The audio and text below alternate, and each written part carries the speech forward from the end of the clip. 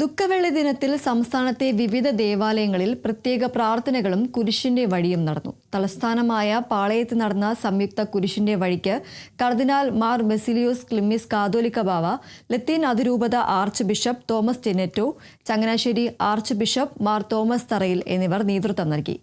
ലോക സമാധാനത്തിന് ആഹ്വാനം ചെയ്ത സന്ദേശവുമായി കർദിനാൾ മാർ ബസിലിയസ് ക്ലിമ്മിസ് കാതോലിക്ക ബാവ, മനുഷ്യരെ കൊല്ലുന്നതിലല്ല മനുഷ്യരെ ചേർത്ത് പിടിക്കുന്നതിലാണ് മനുഷ്യത്വമെന്ന് ഭരണാധികാരികൾ തിരിച്ചറിയണം.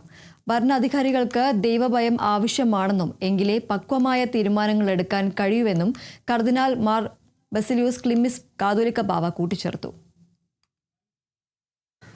ഭരണാധികാരികൾക്ക് വിവേകമുണ്ടാകുന്നതിന് മനുഷ്യരെ കൊല്ലുന്നതിലല്ല മനുഷ്യനെ ചേർത്ത് പിടിക്കുന്നതിലാണ് ഭരണാധികാരിയുടെ മികവെന്ന് ലോകത്തിലെ ഭരണാധികാരികൾ തിരിച്ചറിയുവാൻ പരിശുദ്ധാത്മാവേ ബലം നൽകണമേ എന്ന് നമുക്ക് പ്രാർത്ഥിക്കാം.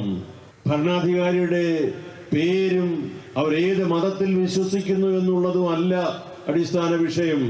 അവർ ദൈവത്തിൽ വിശ്വസിക്കുന്നുവോ എന്നതാണ്. യുദ്ധം അവസാനിപ്പിക്കണം, ഇത് ദൈവത്തിനെതിരെയുള്ള പ്രവൃത്തിയാണ്. ഭരണാധികാരികൾക്ക് വിവേകവും വിജ്ഞാനവും ദൈവഭയവും നിസ്സാരമായി എടുക്കേണ്ട. ഭരണാധികാരികൾക്ക് ദൈവഭയം ആവശ്യമാണ്. ദൈവഭയം എന്ന് വെച്ചാൽ അത് പക്വമായ തീരുമാനങ്ങൾ എടുക്കുന്നതിന് നമ്മുടെ ഉള്ളിൽ സംസാരിക്കുന്ന ദൈവത്തിന്റെ സ്വരം ശ്രവിക്കലാണ്.